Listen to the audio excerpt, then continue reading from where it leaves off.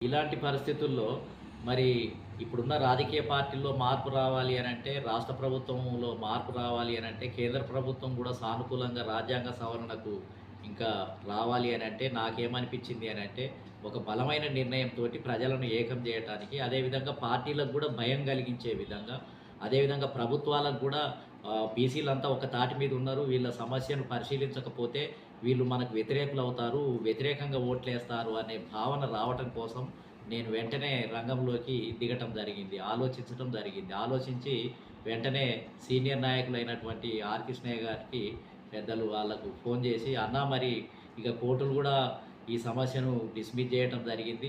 ఇంకా మనం బీసీలకు ఇంకా ఎవరు దిక్కు లేదు. కాబట్టి ఇప్పుడు రాజకీయ పార్టీలు, ఇప్పుడున్న ప్రభుత్వాలు, కేంద్ర రాష్ట్ర ప్రభుత్వాలు దిగి రావాలి అనంటే, ఇంకా మనం బలమైన ఒక ఒక పద్ధతిని, ఒక మార్గాన్ని ఎంచుకోకపోతే ఎవరు రారు. కాబట్టి నేను మరి మనం మిగతా బీసీ సంఘాలను కూడా మళ్ళీ నేను వాళ్ళతోటి ప్రత్యేకంగా మాట్లాడతాను. వాళ్ళ దగ్గరికి వెళ్తాను.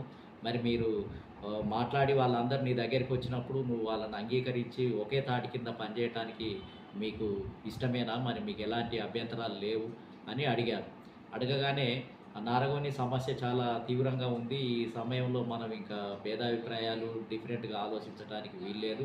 కాబట్టి ఖచ్చితంగా మనమంతా ఒకటే వేదిక మీద ఉన్నాము. బీసీ ప్రజలంతా కూడా ఒకే తాటి మీద ఉన్నారు అని తెలియజెప్పాల్సినటువంటి అవసరం ఉంది. నువ్వు మాట్లాడు.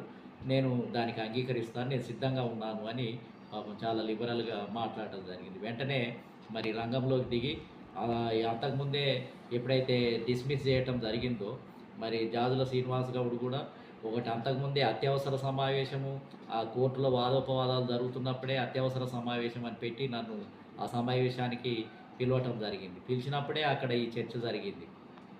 ఇప్పుడు ఈ ఉద్యమం మనం బీసీ సమాజాన్ని కొంచెం ముందుకు తీసుకుపోయి సమస్యను పరిష్కరించాలి అనంటే, మనం ఒకటి కావాల్సిన అవసరం ఉంది అనేది ఆ సమావేశంలో మరి వ్యక్తమైంది.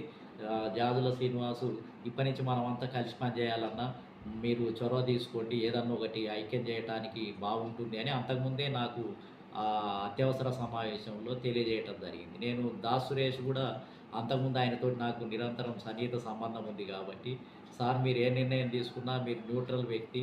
మీరు ఏ నిర్ణయం తీసుకున్నా జాతి ప్రయోజనాల గురించి మీరు ఎక్కడికి రమ్మంటే నేను అక్కడికి వస్తాను. మీరు ఏది చేయమంటే అది చేయటానికి నేను సిద్ధమే" అని అన్నారు. కుల సంఘాలలో